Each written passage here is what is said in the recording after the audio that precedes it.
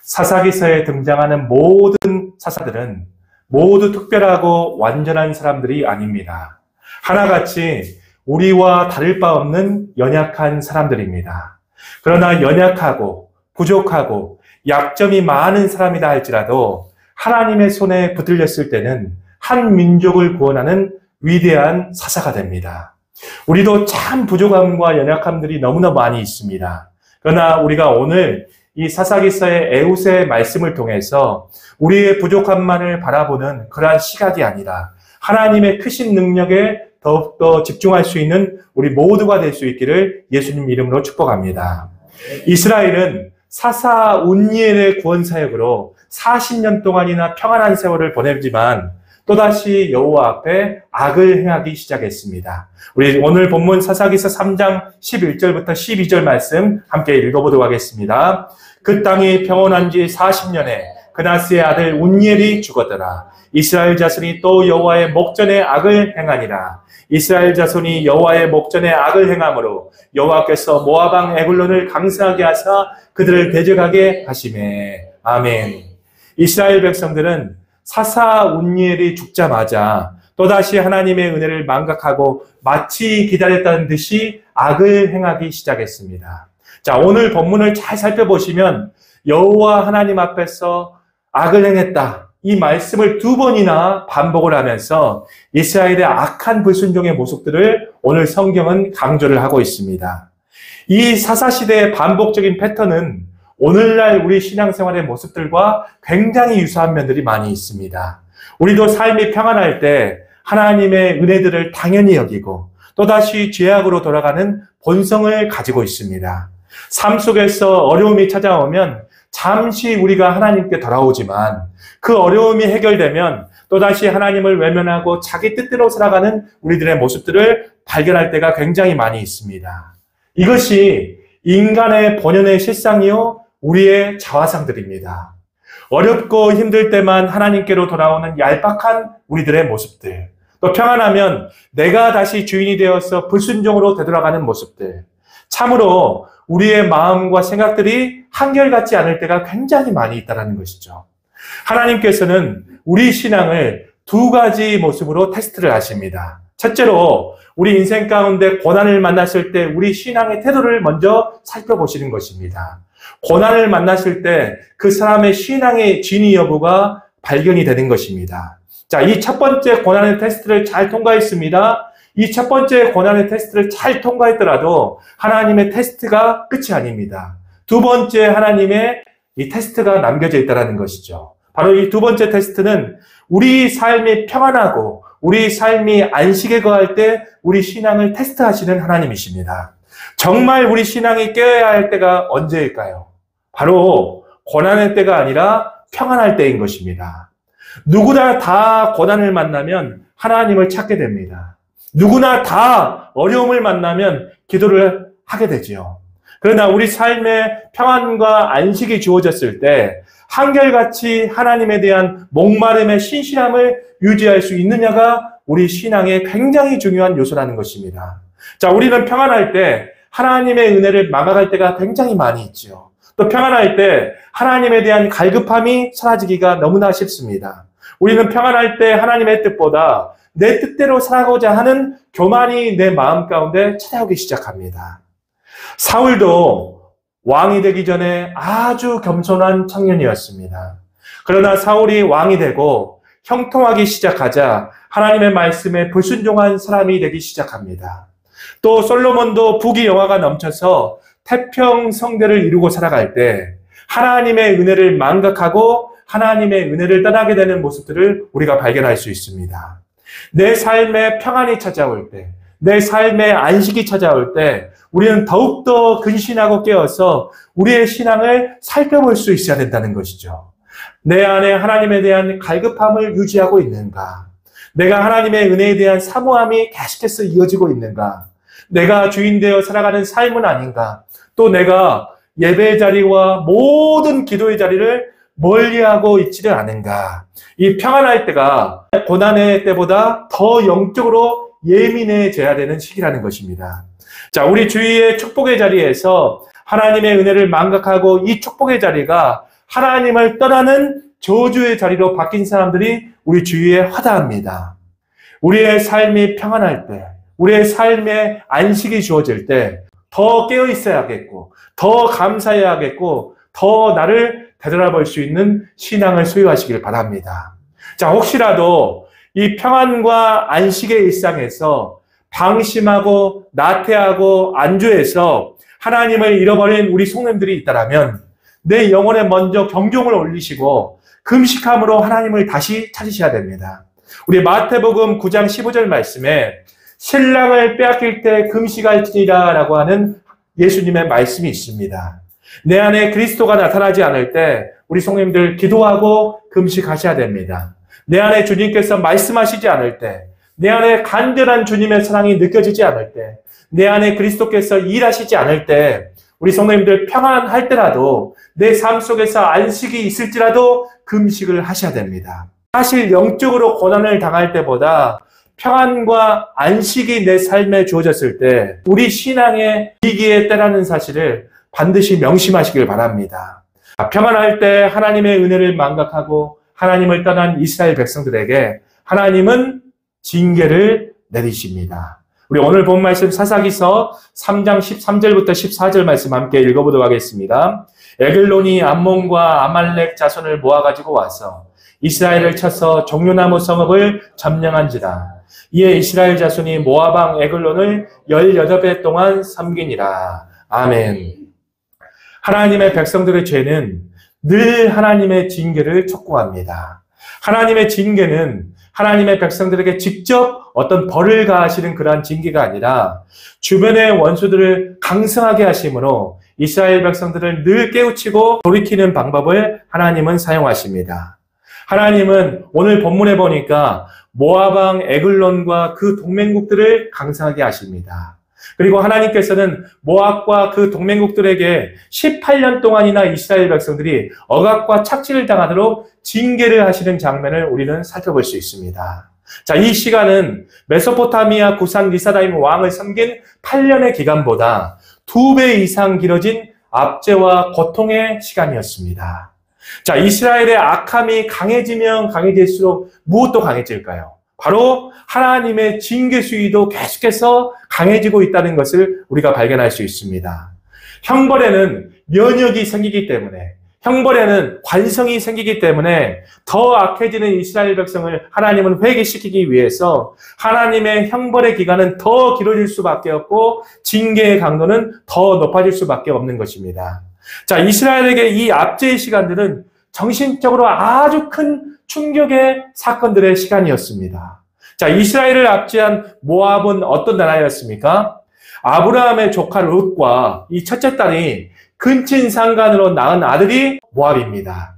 이 모압은 미천하고 부도덕한 이 근원을 가지고 있던 민족이었습니다. 그래서 평소에 이스라엘 백성들은 이 모압 백성들을 아주 경멸하였습니다.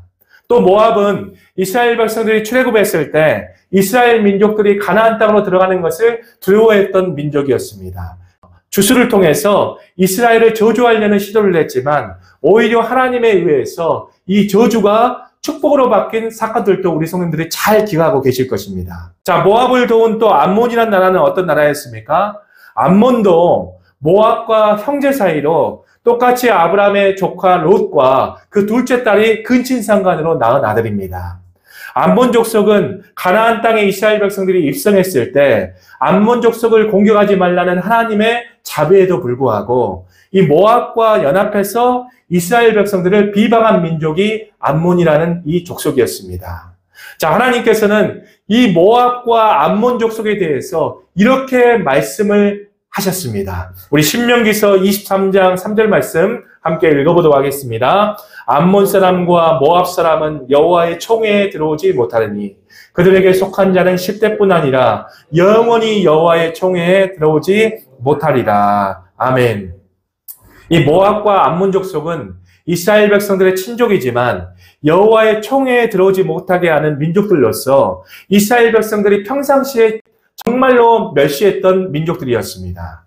그런데 하나님께서는 전세를 역전시켜서 이스라엘 백성들이 경멸히 여기고 가장 작게 여겼던 모압과 이 암몬 족속을 통해서 징계의 도구로 사용하시는 하나님의 모습을 오늘 본문은 우리에게 보여주고 있다는 것입니다. 자, 오늘 본문을 또 보시면 모압을 도운 한 나라가 있습니다. 어떤 나라입니까? 아말렉 족속이었습니다. 아말렉 족속도 이스라엘 백성들이 출애굽을 했을 때 르비딤에서 이스라엘을 공격한 나라로서 이후에 하나님께서 이 아말렉 족속들을 다 진멸하라 명하실 만큼 이스라엘 백성들에게 원수인 나라가 바로 아말렉 족속이었습니다. 모압, 암몬, 아말렉 족속, 이 세 민족들은 이스라엘이 영적으로 도덕적으로 멸시와 경멸하였던 민족들이었지만 하나님께서는 이스라엘이 가장 멸시하는 세 민족을 통해서 이스라엘 백성들이 다시 한번 멸시를 받고 노예 생활을 하는 징계를 내리고 계십니다. 자, 또 오늘 본문 13절을 잘 살펴보십시오. 이 13절 말씀을 살펴보면 그들이 이스라엘의 종려나무 성읍을 점령했다라는 말씀이 있습니다. 종려나무 성읍은 여리고 성을 가리킵니다. 여리고 성은 이스라엘 백성들이 출애굽을 했을 때 하나님의 능력으로, 하나님의 말씀으로 첫 번째 승리를 거둔 성읍이었습니다. 자, 이스라엘 백성들에게 여리고 성은 어떤 성읍이었을까요? 이스라엘 백성들에게 이 여리고 성읍은 가나안의 승리의 상징이자 영적 자부심이 있는 성읍들입니다. 자, 그런데 이스라엘의 이 여리고 성이 점령을 당했습니다. 하나님께서는 이스라엘 백성들이 악을 행하니까 이스라엘의 영적 자부심까지도 깨뜨리시는 하나님이십니다.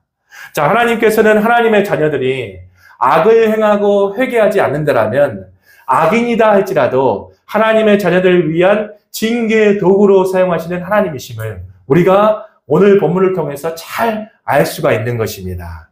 자, 우리 성도님들, 하나님이 회개의 기회를 주실 때 빨리 회개하고 무릎 꿇는 자리로 나오셔야 됩니다. 그렇지 않으면 하나님께서 철저히 잘못을 깨닫고 회개하도록 어떤 방법을 사용하실까요? 내가 가장 경멸히 여기던 것, 내가 무시하던 것, 내 주변의 원수들을 통해서 나를 징계하실 수 있는 분이 하나님이십니다. 하나님은 하나님의 백성들이 하나님의 뜻대로 가지 않는다거나 하나님의 은혜를 망각하거나 하나님의 자리를 우상이 차지할 때 우리 마음을 돌이키기 위해서 징계라는 사랑의 도구를 허락하시는 하나님이십니다. 하나님의 징계는 우리를 향한 하나님의 온전한 사랑의 표현인 것입니다. 우리를 다시 찾고자 하는 하나님의 부르짖음이라는 것이죠. 그리고 우리에게 다시 돌아오라는 하나님의 애절한 목소리라는 사실입니다. 자, 우리 히브리서 12장 8절 말씀 함께 읽어보도록 하겠습니다. 징계는 다 받는 것이거늘 너희에게 없으면 사생자여 친아들이 아니니라. 아멘. 하나님의 징계는 우리 육신에는 쓰디쓴 아픈 칼날이지만 우리 영혼에게는 유익이 되는 하나님의 양약이 되는 것입니다. 자, 그래서 욥기서에서는 하나님께 징계받는 자가 복이 있다라고 말씀을 증거하고 있습니다. 우리 욥기서 5장 17절 말씀 함께 읽어보시죠. 볼지어다 하나님께 징계받는 자에게 복이 있나니 그런즉 너는 전능자의 징계를 업신여기지 말지니라. 아멘. 우리가 몸속에 암이 생기면 항암 치료를 해야 되듯이 하나님의 징계는 우리의 악들을 도려내기 위한 불가피한 영적 수술인 것입니다. 이 영적 수술이 우리 영혼에는 복이다라고 성경은 증거를 하고 있습니다. 자, 이 땅에서 하나님의 징계가 왜 복이 될 수 있는가? 자, 이 땅에서 우리가 받는 하나님의 징계는 마지막 심판 때에서 사단에게 정죄당할 근거를 제거하는 하나님의 지혜로운 조치이기 때문입니다. 자, 우리 고린도전서 11장 32절 말씀 함께 읽어보시죠. 우리가 판단을 받는 것은 주께 징계를 받는 것이니 이로 우리로 세상과 함께 정죄감을 받지 않게 하려 하심이라. 아멘. 우리가 죄를 저질렀다면 우리의 죄값을 이 땅에서 치르고 심판날 죄가 쌓이지 않는 것이 바로 은혜다라는 거예요. 자, 하나님은 사랑하는 자를 반드시 징계하십니다. 하나님의 사랑이 없는 자들은 내버려 두시는 것입니다. 하나님이 내버려 두시는 것이 진정한 심판이라는 것이죠. 하나님이 내버려 두시면 그 사람은 회개할 기회조차 생겨나지 않습니다. 계속 심판날까지 악을 쌓게 하나님께서 내버려 둬 버리시는 것입니다. 그리고 마지막 날 하나님의 심판대에서 마지막 심판을 하시는 것이죠. 하나님은 우리를 사랑하시기에 징계하시는 하나님이십니다. 자, 우리의 삶에 간섭하시는 하나님의 손길이 내 인생 가운데 찾아왔거든. 우리 성도님들은 지체하지 마시고 빨리 회개의 자리로 나아가시기를 축복합니다. 우리 C.S. 루이스는 이렇게 말했습니다. 우리에게 주어진 고통은 기목은 세계를 깨우시는 하나님의 확성기다라고 이야기를 하였습니다. 하나님은 우리가 살아가는 세상에서 이 고난과 고통이라는 도구를 사용하셔서 우리를 믿음으로 이끄시는 하나님이십니다. 우리 인생에서 고난의 상황 가운데 다시 돌아오라 이렇게 소리치시는 이 하나님의 간절한 외침을 늘 인생의 고난 가운데도 들으실 수 있는 우리 성도님들의 영적인 귀가 되시기를 축복합니다. 자, 하나님의 징계의 목적은 단 한 가지였습니다. 자, 우리 사사기서 3장 15절 상반절 말씀만 함께 읽어보도록 하겠습니다. 이스라엘 자손이 여호와께 부르짖으매 18년간의 압제와 고통은 이스라엘 백성들을 부르짖게 했다는 것이죠. 그런데 이 18년의 기간은 아주 긴 시간입니다. 그만큼 이스라엘 백성들이 악했다는 것도 이 성경 말씀을 우리에게 증거를 하고 있습니다. 하나님의 징계의 목적이라는 것이 무엇일까요? 하나님을 찾는 것입니다. 하나님께 시선을 맞추는 것입니다. 우리 영혼이 잘되게 하는 것이 하나님의 징계의 목적이라는 것입니다. 이스라엘 백성들은 하나님의 사랑의 징계로 말미암아 다시 하나님께 부르짖고 도움을 구하기 시작했습니다. 신실하신 하나님께서는 구원자 에훗을 세워주십니다. 자, 사사기서에서 하나님께서는 이스라엘 백성들이 계속해서 악을 범해도 회개만 하면 늘 긍휼과 자비를 베풀어 주시는 하나님의 모습을 우리가 살펴볼 수 있죠. 자, 이처럼 하나님의 반응이 일관되게 나타나는 이유가 무엇일까요? 자, 인간은 계속해서 하나님의 은혜를 망각하고 죄와 회개를 되풀이할 수 있지만 하나님께서는 한 번 선택한 사람은 절대 포기하지 않는 하나님의 신실함의 성품이 있기 때문에 하나님은 계속해서 이스라엘 백성들이 악을 짓는다 할지라도 회개하면 계속해서 용서해 주시고 구원해 주시는 하나님의 신실함이 오늘 성경에도 나타나고 있다는 것입니다. 자, 하나님은 어떤 분이시라고요? 신실하신 하나님이십니다. 우리 이사야서 43장 1절 말씀 함께 읽어보도록 하겠습니다. 야곱아, 너를 창조하신 여호와께서 지금 말씀하시니라. 이스라엘아, 너를 지으신 이가 말씀하시느니라. 너는 두려워하지 말라. 내가 너를 구속하였고 내가 너를 지명하여 불렀나니 너는 내 것이라. 아멘. 우리가 인생을 살아가면서 내가 하나님을 포기할 수 있어도 하나님은 택한 백성들을 절대 포기하지 아니하시는 하나님이십니다. 자, 우리 성도님들이 어떤 죄를 짓더라도 하나님은 용서하시는 분이라는 사실을 반드시 기억하시길 바랍니다. 성령 모독죄 외에 어떠한 죄도 사하실 수 있는 분이 우리가 믿는 하나님이십니다. 그러나 우리 성도님들 오해하시면 안 됩니다. 회개의 방편이 있다고 해서 계속 반복되는 죄를 지어도 된다, 이런 말씀은 아닙니다. 반복된 죄는 왜냐하면 진정한 회개가 아니기 때문입니다. 하나님은 오늘도 우리가 전심으로 회개하기를 기다리시고 돌아오기를 기다리시는 하나님이십니다. 내가 너를 두 팔 벌려 너를 기다리고 있다. 너는 단지 돌아와서 나의 품에 안기면 된다. 내가 다 용서해 줄 것이다. 너는 바로 나의 택한 백성이기 때문이다. 하나님은 오늘 또 이렇게 우리에게 말씀하고 계시는 하나님이십니다. 하나님 앞에 진심으로 회개하면 어떠한 죄도 없는 하나님의 넓은 사랑의 품이 우리 성도님들에게 기다리고 있다는 사실을 반드시 명심하시기를 바랍니다. 자, 이스라엘의 이러한 부르짖음에 하나님께서는 한 명의 사사를 보내시기 시작하십니다. 바로 베냐민 지파 게라의 아들 사사 에훗입니다. 사사기서 3장 15절 하반절 부분 함께 읽어보도록 하겠습니다. 여호와께서 그들을 위하여 한 구원자를 세우셨으니 그는 곧 베냐민 사람 게라의 아들 왼손잡이 에훗이라. 이스라엘 자손이 그를 통하여 모압 왕 에글론에게 공물을 바칠 때에. 아멘. 이 사사 에훗입니다. 이 사사 에웃의 이름의 뜻이 있습니다. 이 이름의 뜻은 연합, 영광이라는 뜻을 가지고 있습니다. 사사 에웃은 연합과 영광이라는 이 이름의 뜻대로 흩어진 이스라엘 백성들을 하나로 단결시켜서 이스라엘 백성들을 80년간 영광으로 이끈 사사가 사사 에웃이라는 인물입니다. 자, 그런데 오늘 본문 말씀을 자세히 보시면 이 사사 에웃에게 한 가지 특이한 특징이 발견이 됩니다. 바로 무엇입니까? 왼손잡이였다는 것이죠. 자, 왼손잡이였다는 뜻은 원어의 말씀으로 보면 오른손을 쓰지 못하는 자로 표기가 되어 있습니다. 아마도 이 사사 에웃은 태어날 때부터 신체의 일부분이 제대로 형성되지 않는 조막손이었을 가능성이 굉장히 큽니다. 한마디로 에웃은 오른손에 장애가 있는 신체적 핸디캡을 가진 사람이었습니다. 또 역설적이게도 에웃은 어떤 지파였습니까? 베냐민 지파였어요. 이 베냐민의 뜻은 오른손의 아들이라는 뜻을 가지고 있습니다. 에웃은 오른손의 아들이라는 이 베냐민 지파에서 오른손을 쓰지 못하는 왼손잡이로 한평생을 살아갔던 것입니다. 태어날 때부터 베냐민 지파에서 인정받기 힘든 왼손잡이 에웃은 태어날 때부터 수많은 수모와 차별을 겪고 살아갔을 것이라고 생각이 듭니다. 또 에웃은 성인이 돼서도 모압 왕 에글론 왕에게 공물을 바치는 모압의 앞잡이였어요. 그래서 동족들에게 모욕과 아주 많은 비난을 받은 인물이었을 것으로 추측이 됩니다. 그러나 하나님께서는 이 오른손의 장애를 가지고 있어도 또 매국노적인 일을 담당하는 부끄러운 일을 하는 자일지라도 이스라엘을 구원할 사사로 사사 에웃을 선택해 주셨다는 것입니다.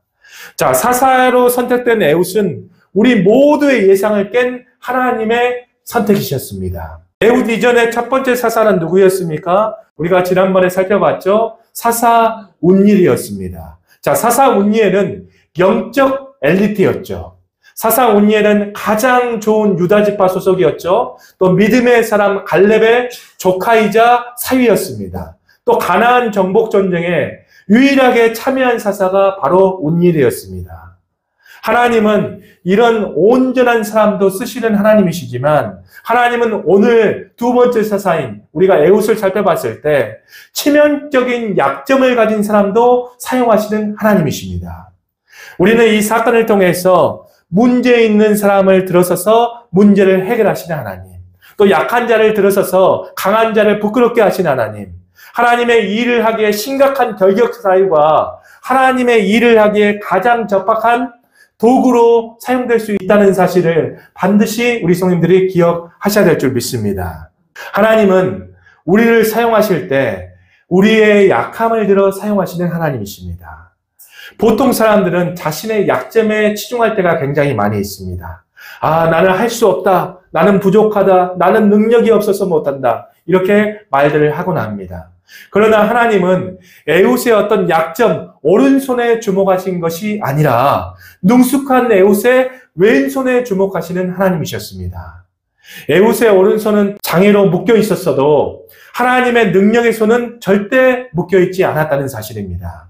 우리 믿는 자들도 자신의 어떤 연약함에 주목을 하는 것이 아니라 하나님께서 나에게 주신 이 강점을 찾아서 어떻게 하나님의 일과 사명을 행할 것인가에 우리 성도님들이 집중을 하셔야 됩니다. 하나님은 오늘도 겉모습만 휘황찬란한 금그릇, 은그릇은 사용하지 않습니다. 그것이 금그릇, 은그릇이다 할지라도 그 그릇이 더럽혀졌다라면 사용을 할 수 없는 것처럼 하나님은 나무 질그릇이다 할지라도 깨끗한 그릇을 사용하시는 하나님이십니다. 우리 디모데후서 2장 20절부터 21절 말씀 함께 읽어보도록 하겠습니다. 큰 집에는 금과 은의 그릇이 있을 뿐 아니요 나무와 질그릇도 있어 귀 쓰는 것도 있고 천이 쓰는 것도 있나니 그러므로 누구든지 이런 것에서 자기를 깨끗해 하면 귀 쓰는 그릇이 되어 거룩하고 주인의 쓰심에 합당하며 모든 선한 일에 예비함이 되리라. 아멘. 하나님은 금그릇과 은그릇을 사용하시는 분이 아니라 질그릇, 나무 그릇이라 할지라도 깨끗한 그릇, 성결의 그릇을 사용하시는 하나님이시다. 이렇게 성경은 우리에게 말씀을 증거하고 있습니다. 우리 성도님들, 나의 약함이 많을지라도 우리 그리스도인의 강점은 어떤 나의 재능과 능력이 아니라 깨끗함과 성결이라는 사실을 명심하시길 바랍니다. 우리는 오른손을 쓰는 세상에서 왼손잡이로 부름을 받은 그리스도인들입니다. 나의 약점, 나의 핸디캡, 나의 부족함들은 무엇입니까? 우리가 하나님의 강함을 의지한다면 하나님께서는 나의 약점을 반드시 들어서 사용하실 것입니다. 나의 약점을 우리 성도님들이 하나님께 올려드리시길 바랍니다. 그 즉시 우리의 연약한 손들은 하나님의 강하고 능력 있는 팔로 변화되는 은혜를 맛보게 될 것입니다. 우리 모두가 나의 연약한 팔이 아니라 주님의 능력의 팔로 살아갈 수 있는 신앙이 되시기를 예수님 이름으로 축복합니다.